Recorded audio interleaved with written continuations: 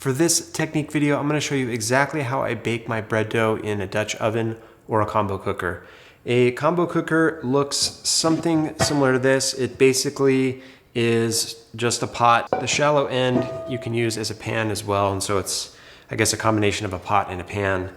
And Lodge makes a great one. It's very cost effective, and I've been using this one for going on 10 years at this point.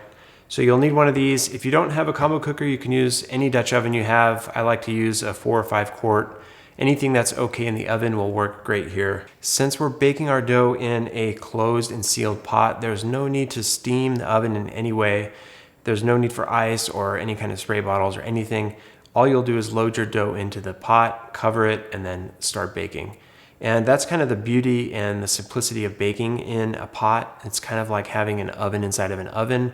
Just the right environment. It's nice and steamy. It allows your dough to rise fully and in a controlled manner. You'll also need your baker's lame or a pair of scissors or just a razor blade to score the dough. You'll also need a pizza peel or an inverted baking sheet. You could also use just a plain cutting board as well. And I like to put a piece of parchment paper on top of the pizza peel.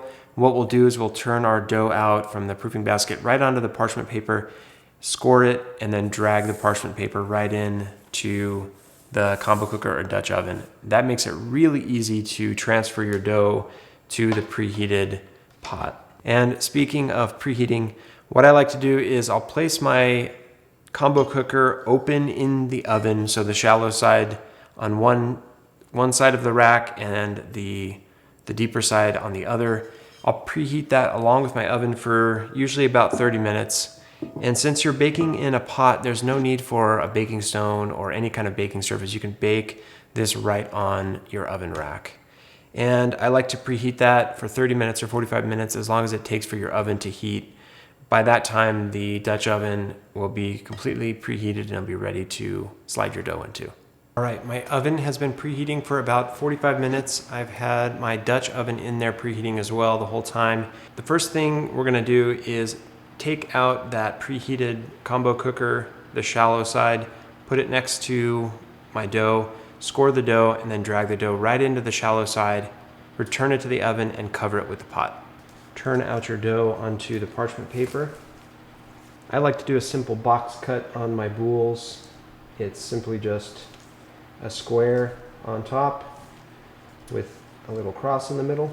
Once you've scored your dough, you can use a pair of scissors to trim the parchment paper if you'd like, or you can just leave it as it is. It can bake just fine in the oven. I like to trim mine just on one end, and this way on the other end I still have some handles to drag the dough. The next step is to drag the dough into the preheated pot, so be careful with this because it's obviously very hot. So what I do is I put the peel right over the pot and I just drag it right in, parchment paper and everything. If you have some overhanging parchment and you'd like to get rid of it, cut around it. Now that you have your dough slid into the Dutch oven, return it to the oven and cover it with a lid and bake for 20 minutes. After your bread dough has been baking for 20 minutes with the lid on, remove the lid to the Dutch oven or combo cooker and continue to bake till the bread is well colored and finished baking.